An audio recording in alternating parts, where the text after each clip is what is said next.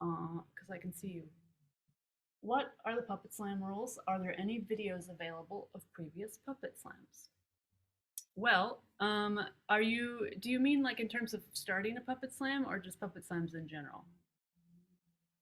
Yeah, that's Quasi, like Stacy or Tracy. Thank you. Yes. So I'm just curious in general, like what are the ground rules? Like what's allowed, what isn't allowed? What, is there like some sort of judging criteria? Because I know about poetry slams. Those Right. those I've seen that I'm very familiar with, and I know there's rules. And so I was just curious as to like what the rules were. For And performing then in a Puppet Slam?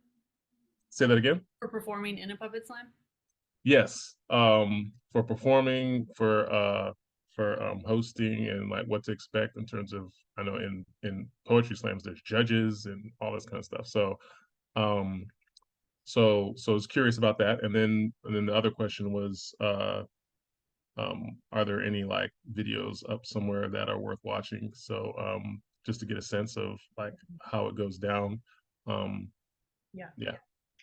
Um, Great questions. For people that don't know, puppet slams are evenings of short form puppetry intended for adult audiences, like a variety show, but all different styles of puppetry. And the usually you just submit via like a Google form, or you email the like. There's usually a call for acts that goes out. The Puppet Slam Network Facebook page is a great place to keep an eye on calls for acts, like for puppet slams all over the country. Sometimes they're virtual. Most of the time they're live. They all went virtual for the pandemic, of course, but I think we're back to live puppet slams now.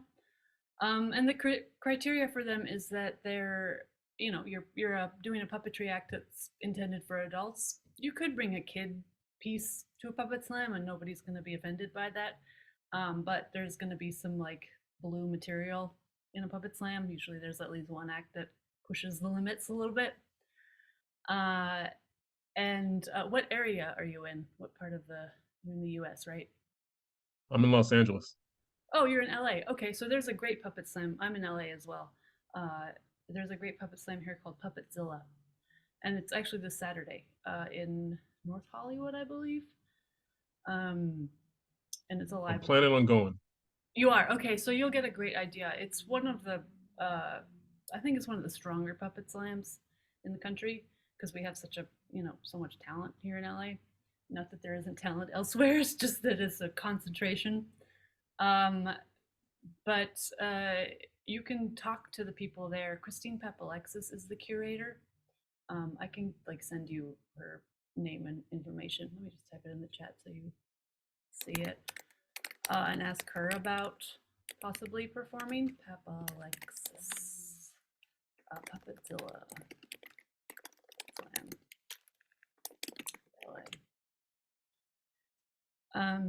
Yeah, but puppet slams are very open. Like it's almost like an open mic. You can bring almost anything there, um, and any style of puppetry, kind of any tone.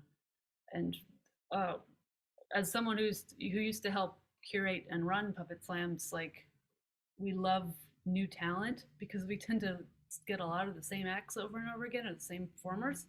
I used to be one of those performers that was always in the puppet slam. So like new people doing new stuff is really desirable. Like we want to bring new people in. So you would be very welcome at Puppetzilla. I know that for sure. Yeah, but Puppet Slam Network, puppetslam.com is good to keep tabs on. Like there's an email list that you can sign up for, and then there's a Facebook group, Puppet Slam Network. And I think the Facebook group is, yeah, I think it's just called the Puppet Slam Network. Yeah, any more questions about? There was a part two. Did I cover that? Oh, you muted. Yes, the part two was videos. Right. There is a video of when the pandemic started. We did something called the National Puppet Slamdemic, uh, and we kind of took puppet acts we knew that were really strong around the country and put together a national show that's all online. I know the video is up.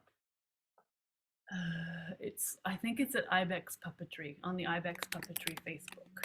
Ibex Puppetry.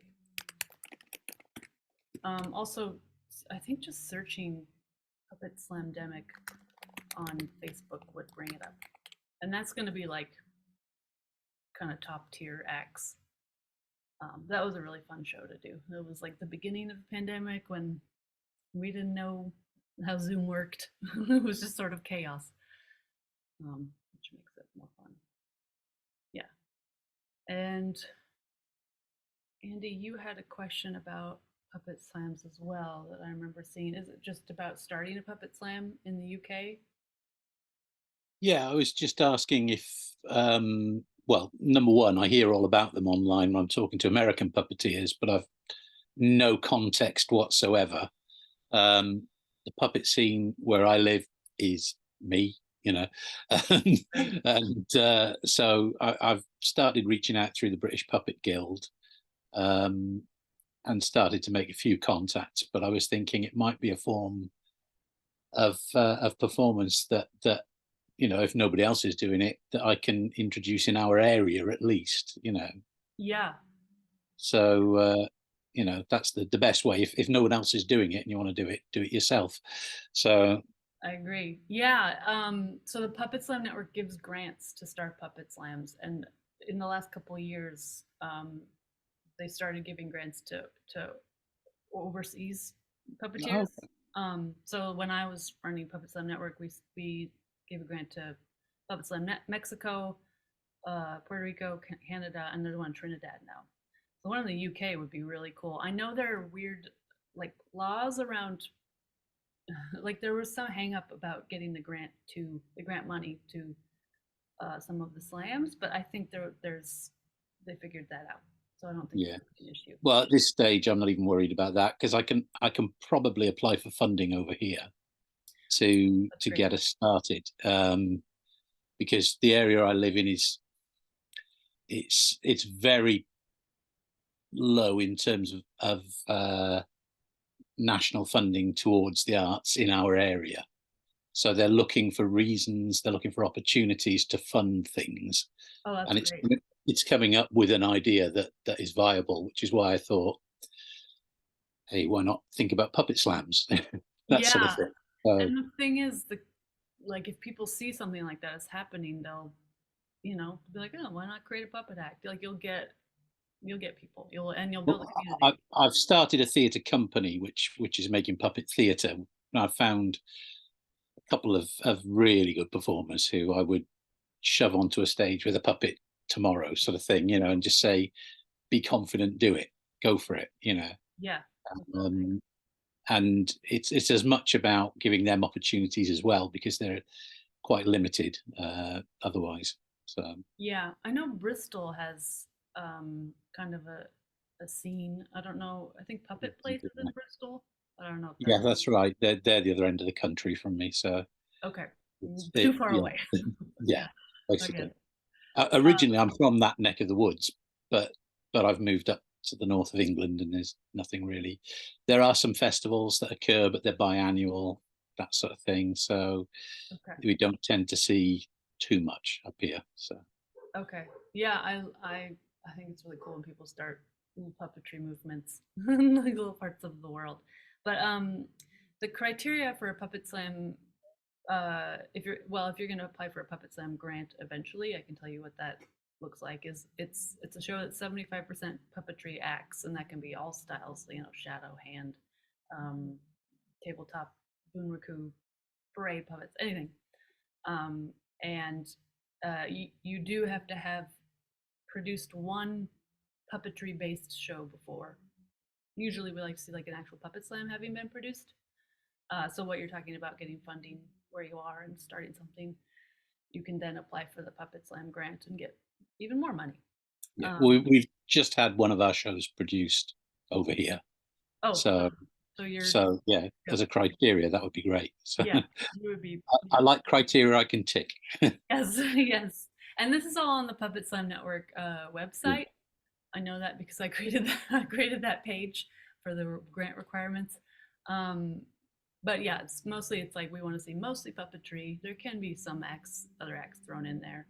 And yeah, the having produced a show before. What else is there? I mean, it's intended for adult audiences. It's a pretty flexible. Yeah. It can go.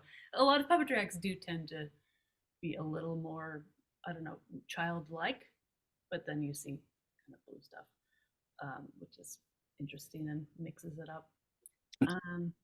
Yeah, and then the other thing about puppet slams is we tell people their acts should be too short to suck, so under 5 minutes is what we usually ask for, and that it could be either good or bad, but under 5 minutes is just like a nice rule to give people. Roughly how many acts would you be looking at in a night then?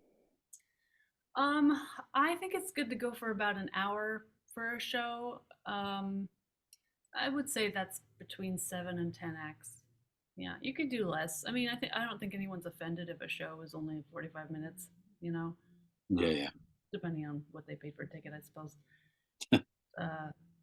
Yeah, 10 acts I think is like a good aim. Excellent. Thank you.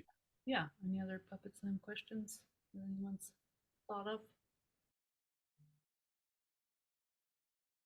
Definitely check out puppetslam.com here.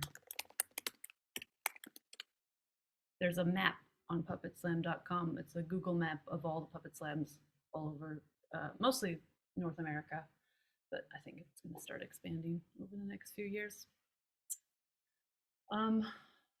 Madi, you had a question about choosing what type of puppetry to fit the act. Did you change your hair? I did. It looks so good. I mean, thank you. Yeah. Lightened it for summer. Blonde. Yeah. That looks great.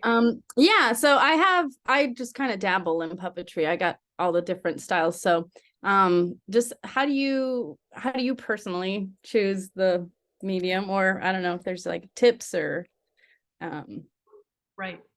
I mean, I'm taking into consideration, the logistics of dragging around a bunch of stuff. Like the foam ones are a lot lighter than the marionettes, but still, there's, I don't know, totally. Like each different story kind of lends itself to a different style, I guess. I don't know.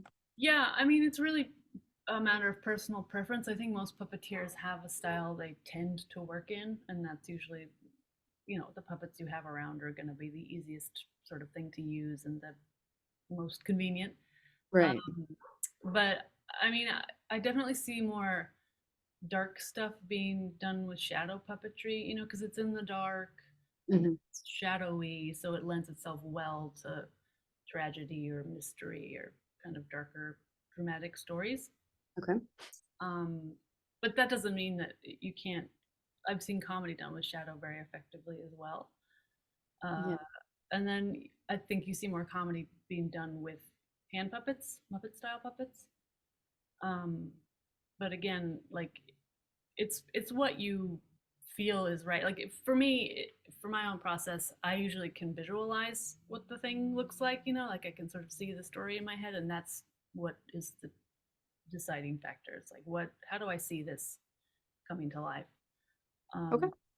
Yeah. So there's no solid answer. It's just like, that's fine. what feels right to you, and what do you want to play with? What are you excited to play with? If you're looking to explore a new style, go for it. Sherry, did you have something to add? Yeah, actually, I'm in the middle of that concept right now. I have really loved for a long time crochet and 3D puppets from that with embellishment, but I am doing a sort of a long-term project with a collection of vignettes, and I can't sit around doing that style. So I'm trying to learn the Deborah Hunt crochet from clay mold kind of thing in my own way, in a quick way, because I just think it will look better and go more quickly. So I'm very uncomfortable with it, but I'm going with it anyway. You're trying it. I love it. Yeah. Yeah, I personally get really overwhelmed with like set pieces and having to haul stuff around, so I will take all that into consideration, like making as much of it cardboard and like as few puppets as I can, because I just don't want to have to think about that. So like, yeah, that's something else to think about. Like Chris just said, I've done shows with puppets I could carry in my purse. Mhm. That's cool. It I might have- just be one of those things I'll have to just try and see how it goes, because I've never done a puppet slam, so I think that'll kind of determine what ends up happening after that. So Right. Yeah, Yeah. see how it feels. You haven't Mhm. done Michael and Valerie's is it Forbidden Puppetry? No, Oh, yeah, okay. I haven't. Yeah, I'll have to jump on that. nice. Yeah, I've not done that one either, but I know it's the Bay Area Slam. Mhm. Nice. Thanks. Yeah. Are they at all themed? Like, does the content have to like match a particular theme, or is it just like random stuff? Sometimes it's themed. I know the Puppetzilla one is astrology themed. I sort of doubt that all the acts are astrology themed. That seems kind of like a little bit niche. But yeah, sometimes there's a theme, but not most of the time, I want to say. Yeah, it depends on how active the puppet slam is in that particular city and how big it is. You know, like in New York, there's several puppet slams, um, and they can sort of use a larger pool of puppeteers. So people will create things specifically for puppet slams in New York, just because there's so much. Whereas in smaller cities, there are fewer puppeteers, so they might only have one or two acts each. You know, does that make sense? Yeah. Adam says here in Atlanta, the puppet slams are roughly tied to a holiday near the calendar date. Yeah, you see that a lot. Halloween, winter, yeah, Valentine's Day.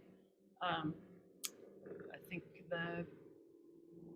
is it Bo that runs the slams in Atlanta? I think most of them. Um, Bo Brown. Yep. He also does the puppet slams for Dragon Con, which is like Atlanta's Comic Con. It's huge. It's the only time I've done a puppet act in front of 1,000 people was at Dragon Con. It was very overwhelming. Um, So how did you determine the size of your puppets for that, Pam? so luckily, whenever I've done shows for that large of an audience, there's been a camera and a big screen. So I didn't have to think about it because I knew that I was on the big screen. And it's so cool to like, yeah, be able to look and see yourself on the giant screen. Um, yeah, otherwise, yeah, people in the back wouldn't have seen it because it was two little hand puppets, just me and two little hand puppets. That was it. Um, there's a show I do in Seattle sometimes. It's about 300 people, big space. They also have a big screen next to the stage. Yeah, that's usually the best. But puppet slams are usually, 50 to 100 people, so you don't really have to think about it. Yeah. Okay. Any other?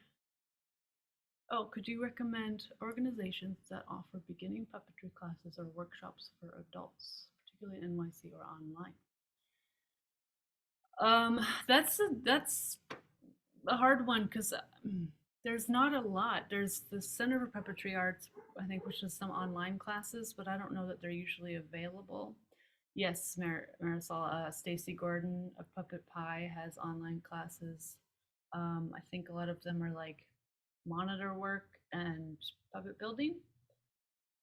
Monitor work is TV puppetry. So when you puppeteer for TV, your hand is above your head and you're looking at a screen, and it's the image is in reverse, and it takes a long time to train yourself to be able to deal with that reverse image. In the UK, they flip the image so it's not so complicated. I don't know why we don't do that here. So yeah, she does a monitor practice. Parker Puppetry, Jess Parker Hewitt does a whole range of online training in the UK. Great. I did not know that. That's excellent. There is there's a workshop in Texas called Beyond the Sock. It's in person though, but it's TV puppetry. I'm not sure they've started up since the pandemic. I know it was pretty active before that. And then Little Shadow Productions. I typed that in the chat. She does some, that's Jean Marie Keevans, who helps run the O'Neill Puppetry Conference. We'll talk more about that too. Productions. She does like coaching groups and talks and some classes. And I think there's a monitor class too. Most classes I've seen are Muppet style. Yeah. Chicago International Puppet Festival does classes. I've seen shadow puppetry classes and like solo workshops with Chicago International Puppetry Festival throughout the year. The festival itself is in January, and then they have workshops throughout the year. And then the O'Neill National Puppetry Conference is a week and a half every year in June in Connecticut, and it's an intensive. So it's like going to grad school for a week. I've done it twice, and it's wonderful.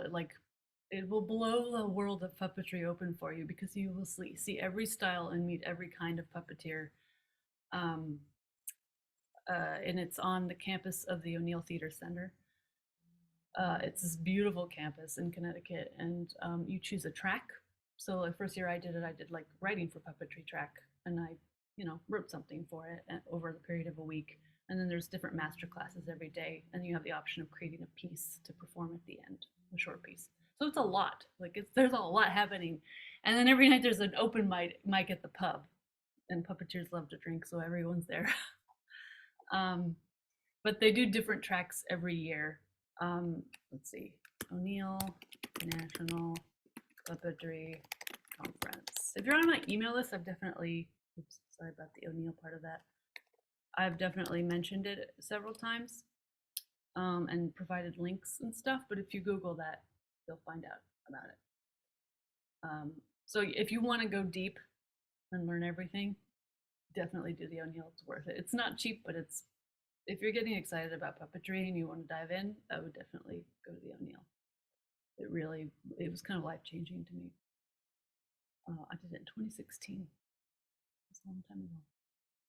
In 2017. Okay. Let's see. What else? There was another question. Maudie, you asked, how do you polish up a piece if you're not able to practice in front of an audience? How do you know if a joke will land? Oh, you kind of have to feel it out. If you can record yourself, send it to trusted sources. Don't put it online and say like, what do you guys think of this? Because like the last thing you want is randos to be like, it's always the people that shouldn't be giving advice that give the most advice. I had to learn that the hard way. Jokes are, yeah, with jokes you kind of need the audience.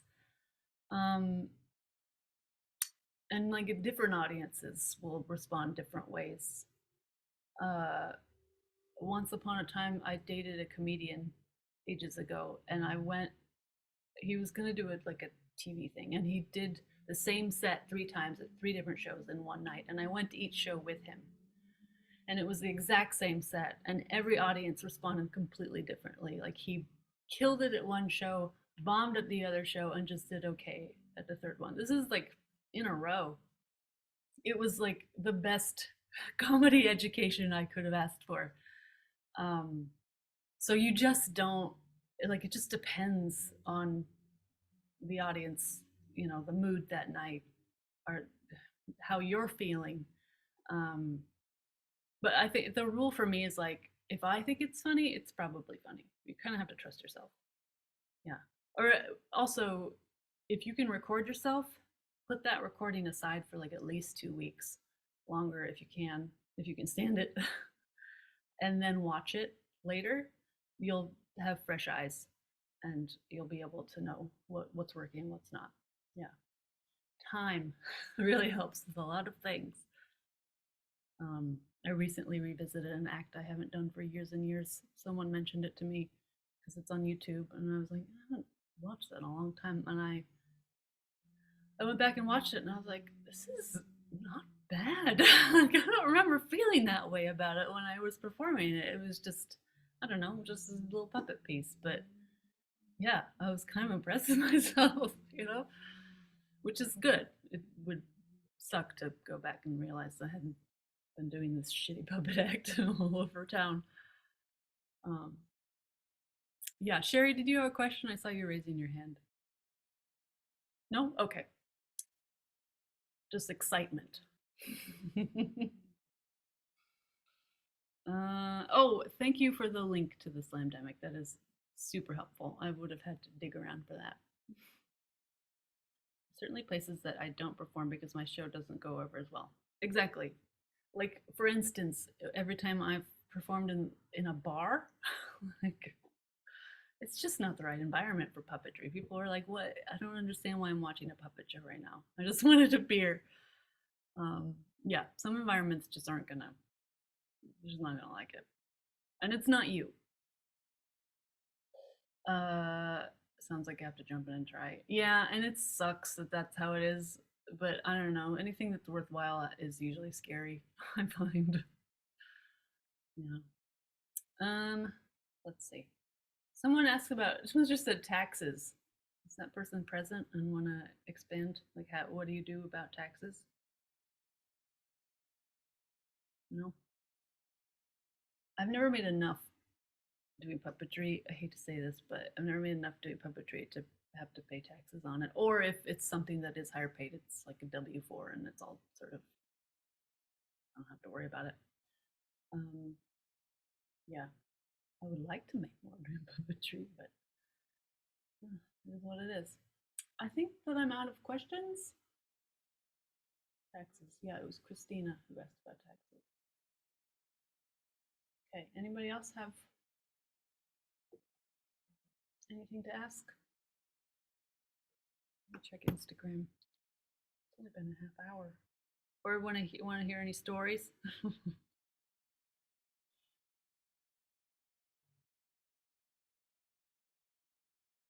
see. Nope. Only question I got was, do you have a boyfriend? Cute. Jerry, go ahead. So I remember a little bit about your vast kinds of experiences.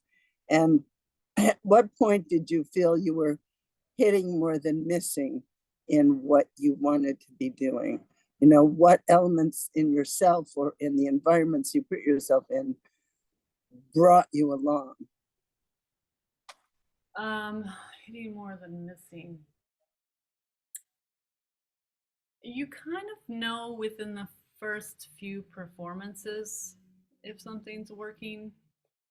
I mean, the best is when it hits right away. You know, that feels great, but that's not always what happens.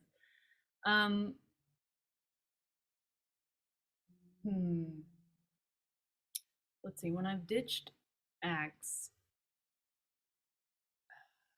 it's more like a feeling. It's less about the audience and more the way I feel about it. Like if it's not clicking for me and I'm not really sure what the piece is about, that's when I get rid of it. I I did a I've always loved like the way lights look in pitch black and how they kind of light really emotes. And I've always wanted to do a piece that was just lights like interacting with each other, kind of becoming puppets. Really, really simple. But I could never figure out exactly how to tell a story with just like 2 LED lights or something. It just never clicked in for me. I tried it once with like a LED globe. I put a face on it. Like I tried all kinds of different things. But yeah, it was like the audience liked the sort of spectacle of it because you don't see stuff like that very often.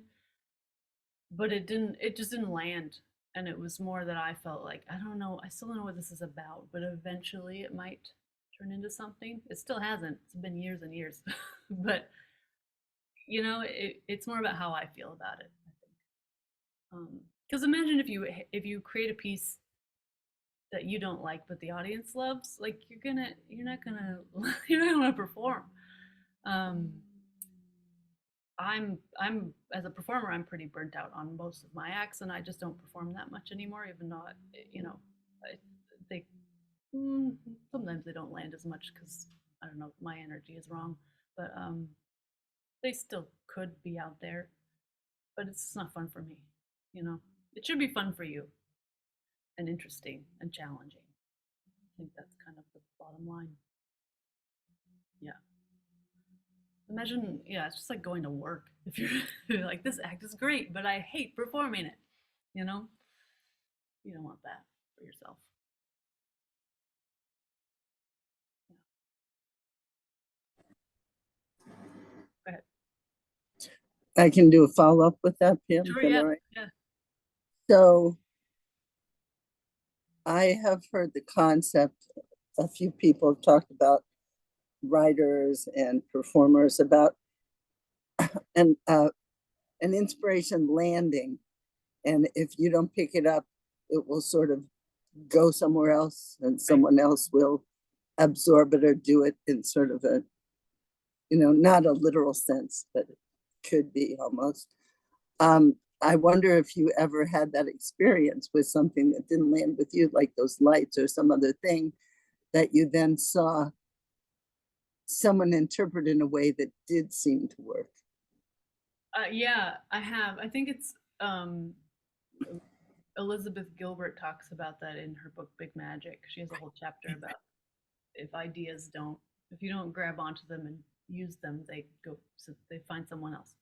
And ideas do feel ethereal like that, like you just kind of pluck them out of who knows where. The lights thing, I've seen stuff like it, but not quite the way I've imagined it. Oh gosh, I'm trying to think. There was something. The thing that comes to mind is actually an idea I had for a book years ago, and I even like had an agent, and it went out to publishers, and nobody bought it. And then a few years later, someone else published something a lot like it, and it seemed to work. Which I like. Great, I'm glad someone got that out there. You know, like you kind of have to not be super attached, but it sucked to go through that initially. I feel like there is some performance piece I thought of at some point that someone else did.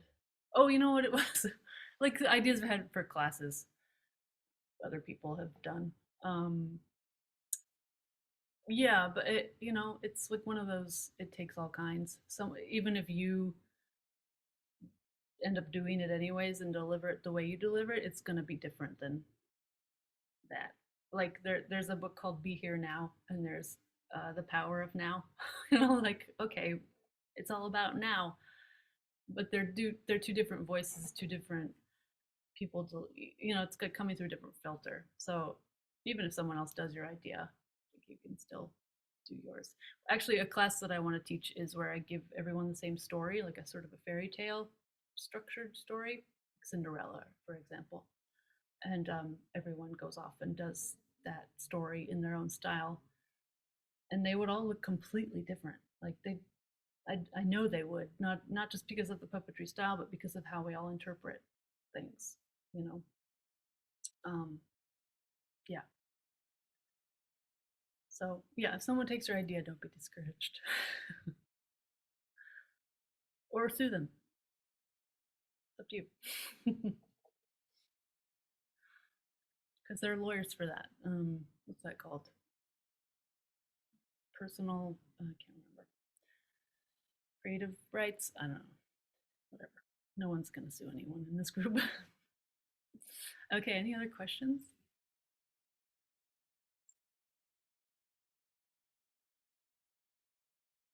Look at Instagram again. Yeah, Andy. When you're writing for puppetry, what sort of length are you writing to normally yourself? I work well in like vignette, so I like short. A few minutes. Most of my acts are 3 or 4 minutes. I also like writing to music, so like using a song. Yeah. And that's usually about 3 or 4 minutes. Yeah. For a bit, I was doing little pieces for social media, and that was like 30, 40 seconds. Yeah. So you have to deliver. It's really just like one joke, you know. Yeah. Just deliver a joke and it's over. Yeah, and that does seem to be the format that, you know, TikTok is like that. If you can churn out material in that way. Yeah. Longer form I find challenging because you really have to kind of world build, you know, in that scenario. But the story structure, even joke structure, tends to be the same. Yeah, I've come to it from, I was a playwright before I took up puppeteering, so I'm used to writing the longer forms of work. So when we did our first puppet show that I mentioned earlier, we really struggled because it's designed for kids and we want to keep it to a limited attention span for kids. Yes. So, you know, and I want to write more. So that's the trouble I have. So okay. Editing is your trouble. Yeah. Not just editing, but the whole structuring of it, because sometimes you can write the structure too long, if that makes sense. Yeah. So the piece itself is just too long for a young audience, that sort of thing. So Got it. Yeah. because all the stuff I'd written previously was for adult audiences, so it was Stretch. different. Yeah. Thank you. Yeah, of course. Yeah, you can always take out like less important beats and just have like the real bare bones skeleton. I would try that. I know it, you know, it's like kill your darlings. I think that's probably what has to happen. That happens whatever length you're writing. Yeah, that's true. Yeah, the sacrifice Yeah. something.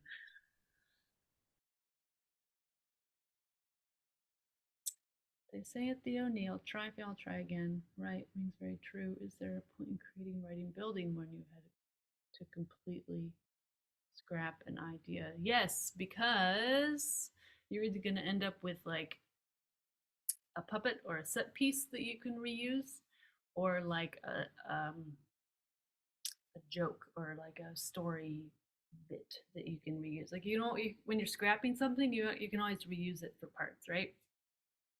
So actually, at the O'Neill, I created a piece my second year there, where I'm this character that's like swimming in the ocean, and there's all these little oceany jokes. But one of them is I'm just behind like a little garment rack thing, and my legs come out the sides, and they're just there's like cardboard props, and they come up, and I'm like doing the splits, right? And I thought that was the best part of the whole of the whole thing. I've never performed that thing again, but the legs I liked. So I took that and I made a different act out of it, and that's where I'm like in the shower and I'm behind a similar set, except now there's a shower head, and I get to just play with the legs joke. You know, the whole thing's about my legs being pieces of cardboard. I actually did it for America's Got Talent. They did not like it, and it didn't air, and I was happy about that. But yeah, you can always scrap things and like use what you liked. And also you get to like you could say that like we're gonna die someday, so like what's the point of anything? But you're gonna have fun doing it. To go back to like just don't do stuff you don't enjoy doing. In this case, some of us have to go to work. Yeah, it's because it's fun to create, write, and build, I think. And if it's not fun for you anymore, maybe it's time to put it away. Performing isn't fun for me anymore, actually. I'm sure I'll do it again, you know. But right now, it's been shelved, and I feel really good about that because now I have more energy to teach. Yeah.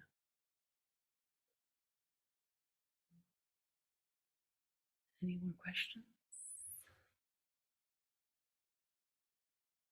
I don't see any more. Okay, I want to know who X-Ray is. Reveal yourself.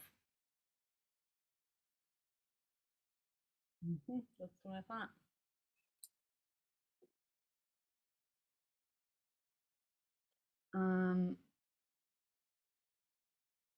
Okay, any other questions? No? Are we good?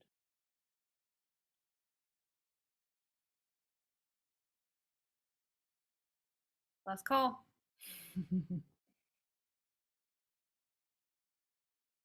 It should be like we should all have a beer or a glass of wine. It should be like a puppets and puppets and wine, Q&A, just to make it a little more wild. Because then you'll ask your questions. Trying to think if I have any good stories. Well, speaking of stories, I want to do like a challenge, like a 5-day writing for puppetry challenge in September. That's just free, just to like, it's all about momentum. You gotta get the juices flowing. So stay tuned for that. If you're here, you're What was the probably last Puppet Slam you were in? What did you perform? last Puppet Slam. I don't know. Oh God. The last performance I did would have been actually at the Magic Castle in June. I did like a members only event, and I didn't enjoy it, which is why how I know I've got to shelve this. Puppet Slam though, I haven't done a Puppet Slam for quite a while. It's probably been a few years.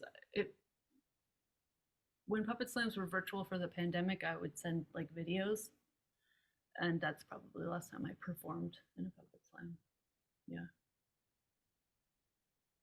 Most of the shows I've done have not been Puppet Slams. When I started, it was more Puppet Slams, and then variety shows and comedy shows seemed to like what I was doing, so I did those.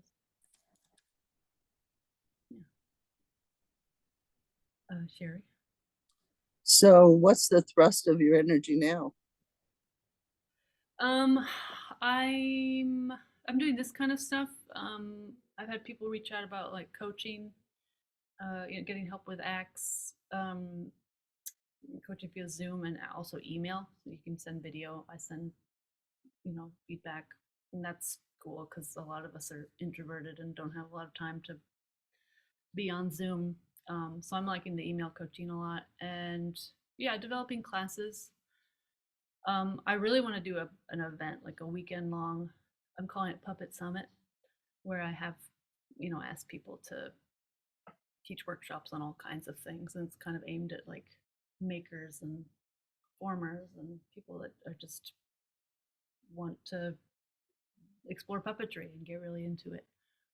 So I've got to get that ball rolling. I'm thinking March, so that I have some lead time to get ready, because that would be a big thrust for sure.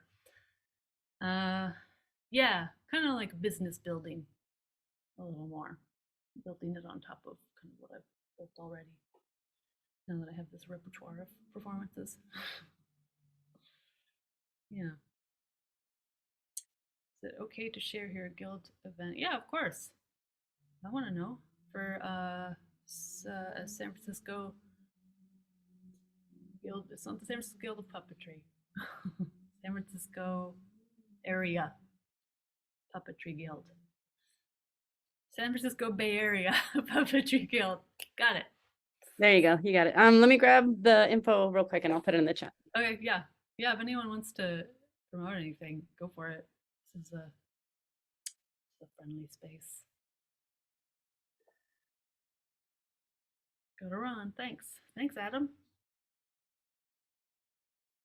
So it's something similar to this. We're calling it a show and tell. And we have members that can either show what they're working on or talk a little bit about what they're working on, get some feedback.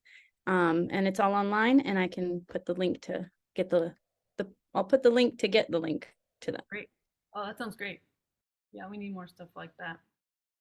That's one of the issues I have with the puppetry scene is like, this is going somewhere else, don't worry. That there's not a lot of entry points, I feel, for puppeteers that are just getting into it. And that's something I would like to help to change. So like an event like Puppet Summit or running a challenge that's free. It kind of opens the doors to people who aren't as, in the scene. Like I didn't know about the O'Neill until I had been doing puppetry for a few years. And if I had known about it in the beginning, I probably would have jumped on it. So yeah, I would like to help change that. So something like this is great for that. A show and tell or like open mic Q&A. September 15th. Great. Is there a link? Great. Andy, you want to ask a question? I didn't know if people know there's an online festival. You mentioned Puppet Place in Bristol. They've got a 48-hour puppet film challenge coming up September the 15th, 16th, and 17th. So you get 48 hours to make your film, and it can be any form of puppetry whatsoever. Right. Yeah, that's So, and it can come from anywhere. So you guys over there can make films and submit as well. nice. Are you doing one? Yeah, working on it at the moment, but Okay. obviously we've got to wait for the prompts to come through. So they give you an item you've got to include, an action you've got to include, and a theme. So you can't pre-plan and pre-shoot or anything like that, because the whole point is a 48-hour challenge. So it's what you come up with. And the last couple of years have been brilliant. So, but this is going to be my first time of having to go. So That's exciting. How many people end up submitting? Do you know? no idea. And to be honest, we're just doing it so I can get showreel footage to hawk around. Perfect. That's the idea. So I've said to the guys that are working with me that if we just can't make the theme fit what we're doing, we'll just make a film and not enter it. So yeah, make it for you. Yeah. And they wouldn't own it if you did submit it, right? I don't think a puppet. Yeah. With Hollywood stuff, you have to worry about that. Yeah, no. But as I say, Bristol's 48-hour puppet film challenge is the thing to look for online if anyone's interested. Yeah, I think I included that in one of my last my emails. Yes, you did. Yeah. Yeah, and I think that one got a lot of clicks. That and the McDowell Fellowship. We were interested in. Yeah, stuff like that. We need more of that. I think there's an American one too. I think it's the LA Guild actually does a 48-hour, but it's possible it hasn't happened for a while because Alex Griffin, who runs it, is always completely overwhelmed. There's too much going on. So cool. All right. Well, thanks everyone for coming to this Q&A and asking questions. I think I'll make this like a monthly thing. And yeah, it's just cool to meet people and I don't know, be helpful. Try to be helpful. Yeah, you can always email me with questions. And if you can just reply to any of my marketing emails and you'll be able to get in touch with me. Thank you, Pam. Thank you. Bye, everybody.